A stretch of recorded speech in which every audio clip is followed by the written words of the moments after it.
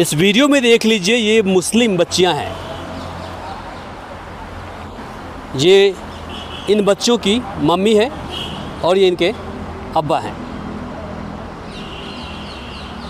और वहाँ 2 बच्चे और हैं जो वहाँ पर बैठकर किसी तरह से समय गुजार रहे हैं। और सामने में देश का सबसे बड़ा पार्टी कांग्रेस का नेशनल कार्यालय 24 अकबर रोड, यहाँ पर ये पिछले कई दिनों से इंसाफ पाने के लिए चक्कर काट रहे हैं, लेकिन इसे इंसाफ नहीं मिल पा रहा है। ये बच्चियाँ जो आपको उजले स्कार्फ में दिख रही हैं, अपने जीवित रहते इन्होंने कफन पहन लिया है। देख लीजिए, मुस्लिम बच्चियां, मुस्लिम महिलाएं जल्दी उजले लिबास नहीं पहनती हैं, स्कार्फ नहीं पहनती हैं। ये उस वक्त पहनती हैं जब कभी इसे कोई ख़ास ओकेज़न पर जाना होता है, लेकिन जिस प्रकार से पिछले कई दिनों से ये उजला लिबास पहन के, स्कार्फ पहन के यहाँ पहुँच रही है, इंसाफ पाने के लिए पहुँच रही हैं, इससे साफ प्रतीत होता है कि ये सभी हार चुकी हैं। चूँकि पिछले 4 सालों से ये सभी परेशान है, पीड़ित है, लेकिन इनकी कोई सुनने वाला नहीं है। क्या कहोगे बाबू? उसने बस इंसाफ चाहिए। बोलो बाबू, बोलो। मेरे पापा को छोड़ दो। आप बोलिए, आप बोलिए। बस अब थक चुके हैं, आखिर हो गया, अब इससे ज़्यादा झेलने की हिम्मत नहीं है। अब थक चुके हैं, अब बोलने की भी हिम्मत नहीं है, थक चुके हैं बिल्कुल। अब कुछ नहीं है हिम्मत। बस हाथ जोड़ के विनती है कि हमारे केसों को देख लें, हम जो अगर हम गलत हैं तो हमें सजा दें, वरना हमें खुद गोली मार दें, हमें खुद मार दें, हम यहीं दम तोड़ देंगे अपना। इससे ज़्यादा हमारे अंदर हिम्मत नहीं है झेलने की, सहने की। देख लीजिए, मुस्लिम के रहनुमा बनते हैं सभी। असदुद्दीन ओवैसी साहब बोलते हैं कि भैया हम तो मुस्लिम के रहनुमा हैं। अखिलेश यादव बोलते हैं भैया हम रहनुमा हैं। इधर से राहुल गांधी बोलते हैं भैया तुम तो मुसलमान हो, तुम बीजेपी से डरो, तुम्हारे घर तक पहुंच जाएगी बीजेपी, हमें वोट करो। लेकिन जैसे ही वोट मिलता है उसके बाद भाई तुम कौन और मैं कौन। देख लीजिए, इनकी जुबानी आपने सुना है, कई दिनों से परेशान है और यहाँ के चक्कर काट रहे हैं, लेकिन इनकी कोई सुनने वाला नहीं है। जी क्या बोल रहे हैं? कब से आ रहे हैं यहाँ पर भैया? पिछले 5 दिन से। कोई सुनने वाला नहीं? नहीं, कोई सुनने वाला नहीं। कहाँ कहाँ गए थे इंसाफ पाने के लिए? इंसाफ पाने के लिए मैंने बताया पुलिस प्रशासन में, तो मैं दरोगा से लेके, थाने से लेके, सीओ से लेके, सिटी एसपी से लेके, आपका एसएसपी साहब के, डीआईजी साहब के और डीजीपी साहब के, और नेताओं में मैं आपके क्या नाम है, योगी आदित्यनाथ जी के पास, अखिलेश के पास, आपका असदुद्दीन ओवैसी के पास और राहुल गांधी के पास। और मैंने जंतर मंतर पे विज्ञापन भी दिया है राष्ट्रपति जी को और क्या नाम है इसका, प्रधानमंत्री जी को। मानवाधिकार भी हम गए हैं। हाँ, कहीं सुनाई नहीं हुआ। यहाँ तक कि मानवाधिकार पे तो हमने सोचा था कि हाथ काट के हम कुछ करें यहाँ पर। हाँ, वहाँ पे हमें पकड़ लिया, लेकिन कुछ नहीं हो पाया। माननीय प्रधानमंत्री से लेके नीचे तक सबको मुसलमानों के जो रहनुमा अपने आप को बताते हैं कि अखिलेश यादव जी हैं, उधर AIM के जो नेता हैं ओवैसी साहब, असदुद्दीन ओवैसी साहब हो गया, और कांग्रेस दफ्तर के सामने भी खड़े हैं आप, तो उनके पास पहुँचे, क्या कुछ हुआ? मैं अखिलेश साहब से भी मिला हूँ। उन्होंने एक नेता को छोटे से के लिए बोल दिया कि ये तुम्हारी सुन लेंगे, ये हल कर देंगे। उसने हमसे फिर बात ही नहीं करी। और जिस नेता से उन्होंने कहा कि ये बात सुन लेंगे, तुम्हारी बात कर लेंगे, फेस टू फेस मेरी बात हुई थी अखिलेश साहब से। उन्होंने ये कह दिया कि ये आपकी हल कर देंगे, लेकिन उन्होंने फिर हमसे बात नहीं करी उनके जाने के बाद।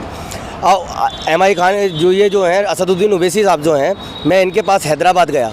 हैदराबाद जाके बोले, हैदराबाद भी गए थे? जी हैदराबाद गया हूँ मैं। हैदराबाद जाके मैं असदुद्दीन ओवैसी साहब से मिला हूँ। वहाँ पे मिलने के बाद उन्होंने मुझसे, मैंने उनको अपनी बात बताई। बोले कहाँ से आए? कि मैंने उत्तर प्रदेश अलीगढ़ से। तो उत्तर प्रदेश अलीगढ़ का नाम ही सुन के उनकी आंखें खुल गई। बोले करे तुम तो कांग्रेस और समाजवादी के लोग हो, यहाँ क्या कर रहे हो? उसके बाद उन्होंने कुछ नहीं सुनवाई करी। मतलब वोट से मतलब उनको है? जी जी बिल्कुल, वोट से मतलब है। मुसलमान के नाम पर बोलते हैं कि भैया सब मुस्लिम एक हो जाओ, ऐसा कुछ नहीं, बस वोट चाहिए। नहीं, सिर्फ नाम के लिए हैं ये लोग, तो और कुछ नहीं है। सिर्फ नाम करते हैं कि हाँ मुसलमान के हम रहनुमा हैं, कोई रहनुमा नहीं है, सब वोटिंग का चक्कर है। देख ले, ये मेरी बात नहीं है, ये बात असलम खान जी का है जो पीड़ित है। और कितने महीने से पीड़ित हैं आप?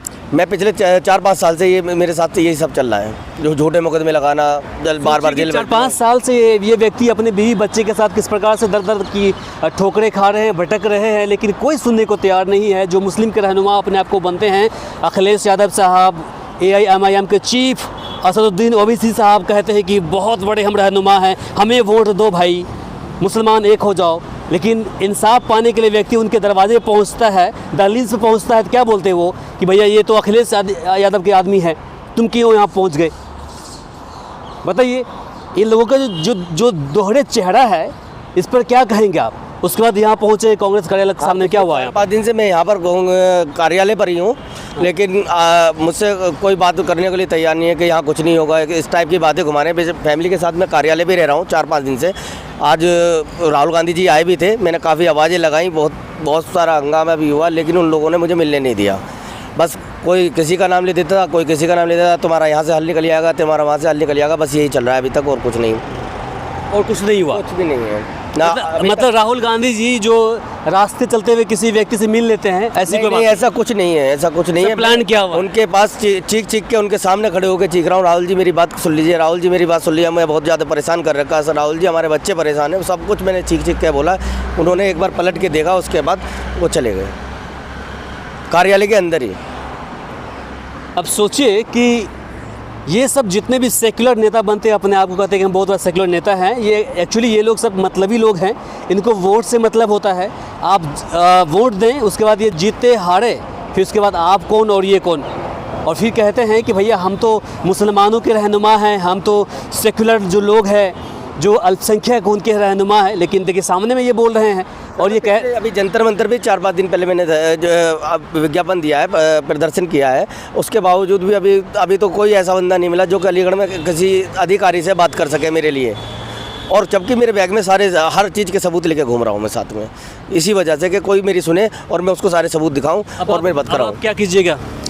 अभी मैंने जो एप्लीकेशन में लिखा है, मैं अभी जहाँ तक अभी कोशिश करूँगा, उसके बाद लास्ट मेरे पास और कोई चारा नहीं है। मैंने एप्लीकेशन में लिखा है राष्ट्रपति जी के लिए, या तो मुझे मेरे केसों में दोबारा जांच कराई जाए CBCID से या SIT से, टीम संगठित करके मेरी जांच कराई जाए तो मेरे सारे केसों में, और मेरा पुलिस से पीछा छुड़ाया जाए, और या वरना फिर मुझे मेरे परिवार के साथ आत्महत्या की परमिशन दी जाए, और ना फिर अब हम खुद कदम उठाएंगे। अरे नहीं, ऐसा मत करिए, चूँकि देखिए इंसाफ मिलेगा। और जिस राज्य से आप आते हैं, योगी आदित्यनाथ जी वहाँ के मुख्यमंत्री है, एक बार फिर से ट्राई कीजिए, समझे। मैं उनके पास 2 बार हो गया, कोई सुनवाई नहीं। रास्ते में से मैं लखनऊ DGP साहब के पास से गया, मैं वहाँ से मेरी सुनवाई भी शायद मुझे लगा कि हुई, जब ही मुझे इतनी जल्दी प्रशासन ने रास्ते में से मुझे आगरा पे से उठा लिया और जेल भेज दिया था उठा कर। अच्छा जी, जेल। मतलब इंसाफ पाने के लिए गए तो आपको जेल भेज दिया? हाँ, जेल भेज दिया। अब देख लीजिए, ये छोटे छोटे बच्चे हैं, देख लीजिए, ये बड़ी लड़की अपने जिंदा रहते हुए सभी ने उजला कपड़ा पहन लिया है। देख लीजिए, ज़्यादातर लड़कियां जो मुस्लिम महिलाएं हैं, वो जो स्कार्फ होता है वो उजला नहीं पहनती है, लेकिन ये सभी उजला पहन रखी है। देख लीजिए, और कहीं और ये नहीं है, ये सामने देख लीजिए, जो कांग्रेस का अकबर रोड में कार्यालय है, जो नेशनल कार्यालय है, उनके सामने ये लोग खड़े हैं। पिछले कई दिनों से यहाँ पर ये लोग चक्कर काट रहे हैं, लेकिन इनकी सुनने को कोई तैयार नहीं है। इंसाफ की उसे उम्मीद कि कोई किरण झलक नहीं रही है। आप क्या कहेंगे? कोई नेता वेता कुछ आश्वासन दिया आपको, कहीं मिलने के लिए बुलाया आपको? कोई कुछ नहीं है, बस इधर की उधर ही टाला टोली चल रही है। एक भैया मिले थे यहाँ पे, उन्होंने बात कराई थी, कोई मंत्री जी, वो मंत्री जी रहे हैं समाजवादी में, उनसे एक बार जाके मिल लो। शायद उनसे आस लगा रहे हैं कि उनसे भी 1 दिन में जाके मिलेंगे और कुछ हल निकलेगा। अब आगे का हमें पता नहीं है क्या होगा वहाँ भी। नहीं, कोशिश कीजिए, ठीक है। हाँ, कोशिश मैं कर रहा हूँ, बिल्कुल मिलेगा। आप सभी से निवेदन है कि इस वीडियो को आप लोग अधिक से अधिक शेयर कीजिए, ताकि ऐसे जो नेता हैं, जो मतलबी नेता होते हैं, मतलब के ही नेता होते हैं, उन तक ये वीडियो पहुंच पाए। चूँकि इस हालात में इस परिवार को इंसाफ मिलना बेहद ज़रूरी है। अगर इंसाफ नहीं मिला तो कहीं ना कहीं आगे रोए हैं, वो सभी के आगे रो के हाथ पैर जोड़ जोड़ के हमने किया है कि कोई हमारा साथ दो, लेकिन कोई हमारा साथ देने के लिए आगे नहीं बढ़ आया। कोई भी हमारा साथ देने के लिए आगे बढ़ के नहीं आ रहा है। सब हम हाथ भी जोड़े हमने, रोए भी खूब है सबके आगे, लेकिन कोई भी आगे बढ़ के नहीं आ रहा है। बस यही है कि सब पुलिस सीधा कहती है कि कहीं भी चला जाए लिख के तो यहीं आएगा, यहाँ से जवाब तो हम ही देंगे, जवाब तो हम ही देंगे ना। यहाँ लिख के कहाँ पर आएगा? थाने चौकी तक, थाने चौकी पे से तेरा रिकॉर्ड इतना गंदा कर देंगे। अलीगढ़ के पूरे असलमों की क्रिमिनल हिस्ट्री निकाल के मेरे नाम पे भेज देते हैं। उसका भी प्रूफ रहेगा मेरे पास। अभी जब कोर्ट में मेरी जमानत डली तो 17 मुकदमों को क्रिमिनल हिस्ट्री भेजी थी इन्होंने। 17 मुकदमों में हाई कोर्ट ने 1 मुकदमा माना मेरे नाम पे, बाकी की सबकी डिटेल निकलवा के हमने हाई कोर्ट में लगाई तो 16 मुकदमे हट गए। वो यानी कि कोई और असलम था, वो हम थे ही नहीं। उनकी भी डिटेल हैगी, विद फ़ोटो डिटेल हैगी, वो डिटेल निकली हुई मेरे पास बैग में है, मेरे पास अभी मौजूद है। बाकी आपसे निवेदन करते हैं कि इस वीडियो को आप लोग शेयर कीजिए और जो मुस्लिम के जो रहनुमा नेता बनते हैं और पार्टियां बनती हैं वहां तक ये वीडियो पहुंच पाए। बाकी उम्मीद मत करिए आप लोग कि कोई नेता आप लोगों को मदद करने के लिए आगे भी आएंगे। नमस्कार, शब खैर।